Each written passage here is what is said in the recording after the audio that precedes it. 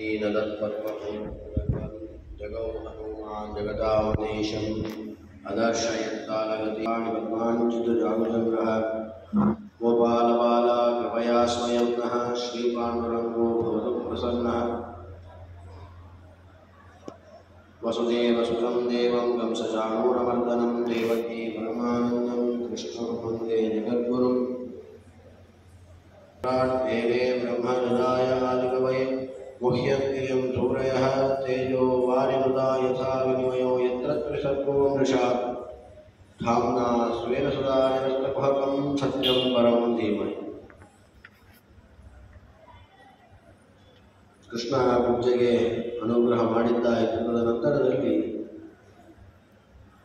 ಪಾಂಡವರ ಬಳಿಗೆ ಅಕ್ರೂರನನ್ನು ಕಳಿಸಿ ಅವರ ಯೋಗಕ್ಷೇಮವನ್ನು ವಿಚಾರಿಸುವ ಹಿನ್ನೆಲೆಯಲ್ಲಿ ಅಕ್ರೂರನ ಆಸೆಯಂತೆ ಅವನ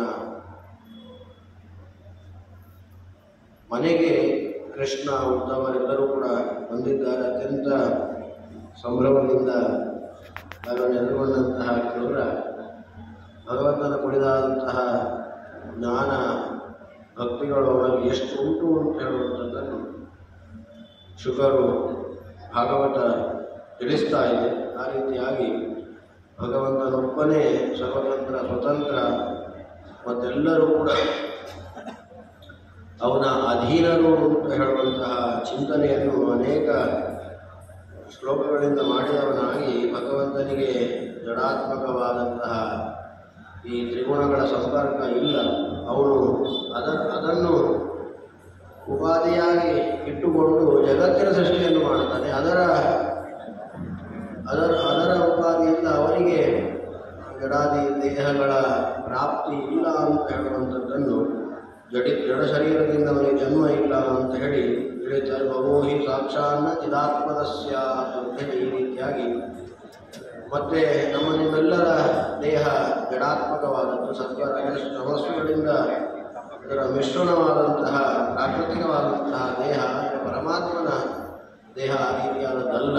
ಭಗವಂತ ನಾವು ನೀವು ಹುಟ್ಟಿದಂತೆ ಹುಟ್ಟುವುದಿಲ್ಲ, ಭಗವಂತ ಅವತರಿಸುವಂಥದ್ದು ಅಂತ ಹೇಳಿ ಭಾಗವತ ಮುಂಚಿನಿಂದಲೂ ಕೂಡ ಕೃಷ್ಣನ ಹುಟ್ಟಿನಿಂದಲೂ ಕೂಡ ಅವನು ಅಪ್ರಾಕೃತವಾದಂತಹ ಶರೀರದವನು ಅಂತ ಹೇಳಿ ಪ್ರತಿಪಾದಿಸ್ತಾ ಬಂದಿದೆ. ಇಲ್ಲಿಯೂ ಕೂಡ ಅಕ್ರೂರ ಅದನ್ನು ಚೆನ್ನಾಗಿ ತಿಳಿದವನಾಗಿ ಅಥೋನ ಬಂದವನೈವ ಮೋಕ್ಷಸ್ಯ ನಿಕಾಮಂ ವೈರೋ ವಿವೇಕ ಅಂತ ಈ ರೀತಿಯಾಗಿ ಯಾರದ್ರಿಂದ ದೇಹ ಸಂಬಂಧ ವಿಯೋಗ ರೂಪವಾದಂತಹ ಬಂದ ಮೋಕ್ಷಗಳು ನಿನಗಿಲ್ಲ ಅಂತೇಳಿ ಹೇಳ್ತಾ ಈ ವಿವೇಕ ನಮಗೆ ನಮ್ಮ ಯೋಗ್ಯತಾನುಸಾರ. ಹಾಗಾದರೆ ಇದು ಅತ್ಯಂತ ಸುಲಭದ ವಿಚಾರ. ನಮಗೆ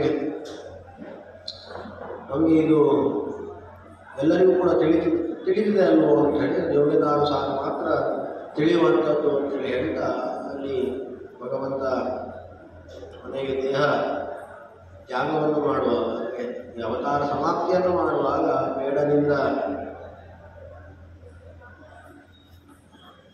ಬಾಣವನ್ನು ಬಿಟ್ಟದ್ದಾಗಿ ಅದು ಅವನ ಕಾಲಿಗೆ ತಾಗಿತು, ಅಲ್ಲಿ ರಕ್ತ ಬಂತು. ಆ ರೀತಿಯಾಗಿ ಭಗವಂತ ತ್ಯಾಗವನ್ನು ಮಾಡಿದ. ಆ ಬೇಡ ಕೃಷ್ಣನನ್ನು ಕೊಂದ. ಆ ರೀತಿಯಾಗಿ ಭಗವಂತನಿಗೂ ಕೂಡ ನೋಡಿದ ದೇಹ ಪ್ರಾಕೃತವಾದಂಥ ದೇಹ ಉಂಟು ಅಂತೇಳಿ ಅನೇಕ ಜನರು ಭ್ರಮಿಸ್ತಾರೆ. ಇದು ಯೋಗ್ಯತೆ ಇಲ್ಲದವರಿಗೆ, ತಮೋಯೋಗ್ಯ ಜೀವನಿಗೆ ಅವರ ಸಾಧನೆಗೆ ಅನುಕೂಲವಾಗುವಂತೆ ಭಗವಂತ ಈ ರೀತಿಯಾಗಿ ಮಾಡಿದ. ಅದಕ್ಕಾಗಿ ಇಲ್ಲಿ ಇಡೀ ಭಾಗವತದಲ್ಲಿ ಭಗವಂತ ಅಪ್ರಾಕೃತ ಶರೀರ ಅಂತ ಹೇಳುವಾಗ ಕೊನೆಗೆ ಭಗವಂತ ಅವತಾರ ಸಮಾಪ್ತಿ ಮಾಡುವಂಥ ಸಂದರ್ಭದಲ್ಲಿ ಅವನ ಶರೀರ ಪ್ರಾಕೃತವಾದಂತಹ ಶರೀರ ಆ ರೀತಿಯಾದಂತಹ ವರ್ಣನೆ ಬರ್ತದೆ. ಅದು ತಮೋಯೋಗ್ಯ ಜೀವಿಗಳು ಅದನ್ನು ಆ ರೀತಿಯಾಗಿ ಅರ್ಥೈಸಿಕೊಂಡು ಅವರು ತಮಸ್ಸಿಗೆ ಹೋಗ್ತಾರೆ ಅಂತ ಹೇಳಿಯೂ ಕೂಡ ಆಚಾರ್ಯರು ಈ ನಿರ್ಣಯವನ್ನು ಕೊಡ್ತಾರೆ. ಆ ರೀತಿಯಾಗಿ ಎಂದು ಅಕ್ರೂರನಿಗೆ ಅದರ ಜ್ಞಾನ ಇತ್ತು. ಆದ್ದರಿಂದ ಅದರ ಕುರಿತಾಗಿ ಯೋಗ್ಯತಾನುಸಾರ ನಾವು ಅದನ್ನು ತಿಳಿತೇವೆ ಅಂತ ಹೇಳಿ ತಿಳಿಸ್ತಾ ಭಗವಂತನಿಗೆ ದೇಹ ವಿಯೋಗ ರೂಪ ಅಥವಾ ಸಂಬಂಧ ವಿಯೋಗ ರೂಪವಾದಂತಹ ಬಂಧ ಮೋಕ್ಷಗಳು ಸರ್ವಥಾ ಇಲ್ಲ ಅಂತ ಹೇಳಿ ತಿಳಿಸ್ತಾ ಭಗವಂತ ಈ ಇಡೀ ಜಗತ್ತಿನ ಸೃಷ್ಟಿಗಾಗಿ ಭಗವಂತ ಸೃಷ್ಟಿಯನ್ನು ಮಾಡ್ತಾನೆ, ಪಾಲನೆಯನ್ನು ಮಾಡ್ತಾನೆ, ಸಂಹಾರವನ್ನು ಮಾಡ್ತಾನೆ ಅಂತ ಹೇಳಿ ಹಿಂದೆ ಅಕ್ರೂರ ವರ್ಣನೆಯನ್ನು ಮಾಡಿದ್ದಾನೆ. ಭಗವಂತ ಈ ಜಡವಾದ ಇಡೀ ಪ್ರಪಂಚವನ್ನು, ಜಡ ಅಂತ ಹೇಳುವಾಗ ಸತ್ವ ರಜಸ್ಸು ತಮಸ್ಸುಗಳಿಂದ ಅದರ ಒಂದು ಮಿಶ್ರಣದಿಂದ ನಿರ್ಮಿತ ಭಗವಂತನೇ ನಿರ್ಮಾಣ ಮಾಡಿ ಅದರೊಳಗೆ ಭಗವಂತ ಪ್ರವೇಶಿಸಿದವನಾಗಿ ಅದರ ಸ್ಥಿತಿಯನ್ನು ಮಾಡ್ತಾನೆ ಅಂತೇಳಿ ಆ ರೀತಿಯಾಗಿ ಭಗವಂತನ ಕಾರುಣ್ಯ ಎಷ್ಟು ದೊಡ್ಡದು ಅಂತ ಹೇಳುವಂಥದ್ದನ್ನು ತಿಳಿಸ್ತಾರೆ. ಮುಖ್ಯವಾಗಿ ಸಜ್ಜೀವಿಗಳಿಗೆ ಭಗವಂತ ದೊಡ್ಡದಾದಂತಹ ಕಾರುಣ್ಯವನ್ನು ತೋರಿದ್ದಾನೆ ಅಂತ ಹೇಳುವಂಥದ್ದನ್ನು ಮುಂದೆ ಭಗವಂತ ಯಾವ ರೀತಿಯಾಗಿ ಆ ಇಡೀ ಜಗತ್ತಿನ ಸಜ್ಜನ ರಕ್ಷಣೆಯನ್ನು ಮಾಡ್ತಾನೆ ಅಂತ ಹೇಳುವಂಥದ್ದನ್ನು ಅಕ್ರೂರ ತಿಳಿಸ್ತಾ ಇದ್ದಾನೆ. ತ್ವಯೋದಿತೋಯಂ ಜಗತೋ ಹಿತಾಯ ಯದಾ ಯದಾ ವೇದ ಪತಃ ಪುರಾಣಃ ಬಾಧ್ಯೇನ ಪಾಖಂಡವಧೈರಸದ್ಭಿಃ ತದಾ ಭವಾನ್ ಸತ್ವಗುಣಂ ವಿವರ್ತಿ ಅಂತೇಳಿ ರೀತಿಯಾಗಿ ಜಗತ್ತಿನ ಹಿತಕ್ಕಾಗಿ ಅನಾದಿ ವೇದ ಮಾರ್ಗವನ್ನು ನೀನು ವ್ಯಕ್ತ ಮಾಡಿದ್ದೀನಿ ಅಂತ ಹೇಳಿ ಭಗವಂತನನ್ನು ಕೊಂಡಾಡ್ತಾ ಪಾಷಂಡ ಮಾರ್ಗಗಳಿಂದ ದುರ್ಜನರಿಂದ ಅದು ಹಾಳಾಗುವಾಗ ನೀನೇ ವ್ಯಾಸಾದಿ ರೂಪಗಳಿಂದ ಬಂದವನಾಗಿ ಸತ್ವಗುಣವನ್ನು ಜ್ಞಾನ ಕಾರ್ಯಕ್ಕೆ ಬಳಸಿಕೊಳ್ಳುತ್ತಿ. ಆ ರೀತಿಯಾಗಿ ಅನೇಕ ದುಷ್ಟರ ಹಾವಳಿ ಆದಾಗ ಜ್ಞಾನ ಪರಂಪರೆ ನಾಶದ ಅಂಚಿನಲ್ಲಿರುವಾಗ, ಜ್ಞಾನ ಪರಂಪರೆಗೆ ನಾಶ ಇಲ್ಲ, ಅದರ ಅರ್ಥವನ್ನು ಬೇರೆ ರೀತಿಯಾಗಿ ಮಾಡುವಂಥ ಅಲ್ಲಿ ಭಗವಂತ ಸರ್ವೋತ್ತಮ ಅಂತ ಹೇಳುವಂತಹ ಪ್ರತಿಪಾದನೆಯನ್ನು ಮಾಡಬೇಕಾಗಿತ್ತು. ಅದನ್ನು ಬಿಟ್ಟು ಬೇರೊಂದು ಅರ್ಥವನ್ನು ಹೇಳಿ ಎಲ್ಲರ ಮಾರ್ಗವನ್ನು, ಸಜ್ಜನರ ಮಾರ್ಗವನ್ನು ಮುಖ್ಯವಾಗಿ ಅವರಿಗೂ ಕೂಡ ಇದು ಈ ರೀತಿಯಾದಂಥ ಅರ್ಥ ಇರಬಹುದು ಅಂತ ಹೇಳಿ ಅವರಿಗೂ ಕೂಡ ಒಂದು ಸಂದೇಹ ಬರುವಂತೆ ಮಾಡ್ತಾರೆ, ಅಥವಾ ಸತ್ಕಾರ್ಯವನ್ನು ಮಾಡದಂತೆ ತಡಿತಾರೆ. ಈ ರೀತಿಯಾಗಿ ದುಷ್ಟ ಜನರ ಅಟ್ಟಹಾಸ ಹೆಚ್ಚಾದಾಗ ನೀನೇ ವ್ಯಾಸಾದಿ ರೂಪಗಳಿಂದ ಅವತರಿಸಿದವನಾಗಿ ಫಲ ಕಾರ್ಯ ಜ್ಞಾನ ಕಾರ್ಯ ಭಗವಂತನಲ್ಲಿ, ಯದ್ಯಪಿ ಭಗವಂತನ ಅವತಾರಗಳಲ್ಲಿ ನಾವು ಭೇದವನ್ನು ಮಾಡಿದರೂ ಕೂಡ ಎಲ್ಲ ರೂಪಗಳು ಕೂಡ ಎಲ್ಲವನ್ನೂ ಮಾಡಲಿಕ್ಕೂ ಸಮರ್ಥ.